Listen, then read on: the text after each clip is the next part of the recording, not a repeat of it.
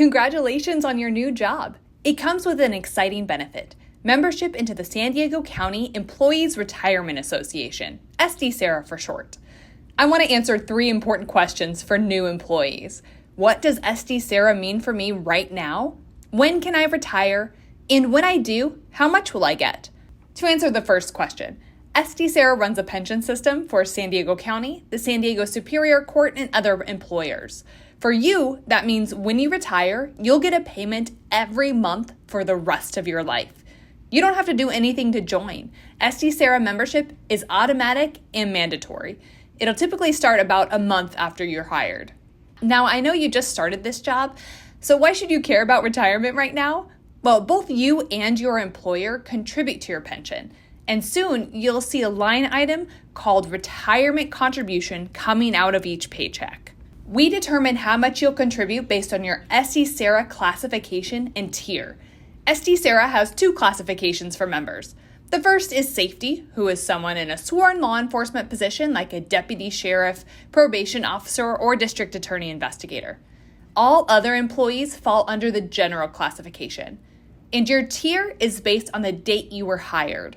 All general employees hired after July 2018 and all safety employees hired after July 2020 fall into Tier D. You may be eligible for a different tier if you've worked for the county before or you establish reciprocity.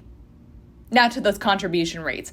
You can find a full list of contribution rates on our website at sdcera.org/contributions. Contributions come from your gross pay before taxes, and these rates are subject to change every fiscal year. Let's go back to our second question. When can I retire? For general Tier D members, the earliest you can retire is age 52, as long as you have 5 years of service credit. After 5 years, you're considered vested. Safety Tier D members can retire a little bit earlier at age 50 with 5 years of service credit. Or either classification can retire at age 70 with any amount of work. Now, the longer you wait to retire, the more money you'll get each month for your pension. That's what we'll talk about with our third question: how much will I get? That's the most important question, right? SDCERA uses a simple calculation to determine your monthly retirement payment.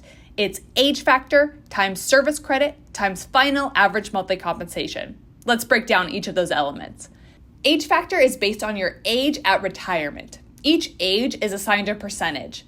Just know that the percentage goes up the longer you wait to retire, and it maxes out at age 65 for general Tier D members and 57 for safety Tier D members. If you really want to dig into the numbers, you can see a full list of age factors on our website, sdcera.org. Back to our equation here. Service credit is generally the number of years you've worked for your employer. And then final average monthly compensation. It's a mouthful, so we're going to call it FAC. SDCERA tracks your pay over your entire career with your current employer.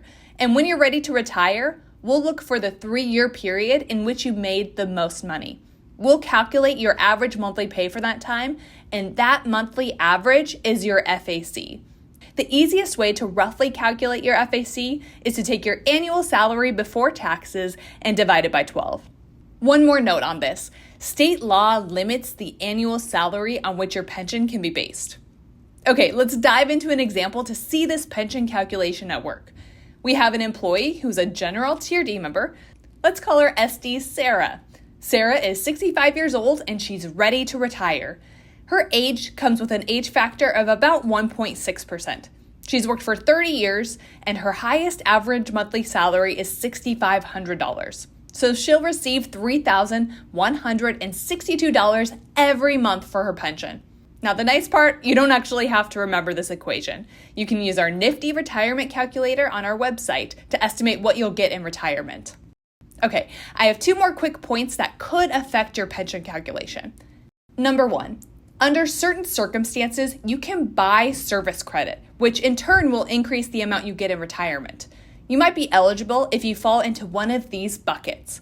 For example, if you've worked as a student worker and weren't eligible for SDCERA membership at that time, you can buy service credit now that you're a full-time employee for that time spent as a student worker.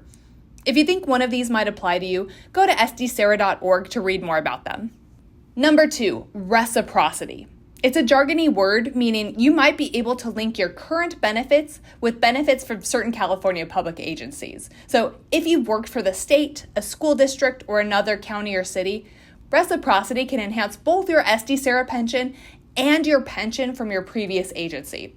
It's complicated, so if you think you're eligible, search reciprocity on our website, sdcera.org. You'll also find a full list of reciprocal agencies there. Let me wrap up with one very important point. Your pension is just one piece of your retirement puzzle. Consider participating in the county's deferred compensation program.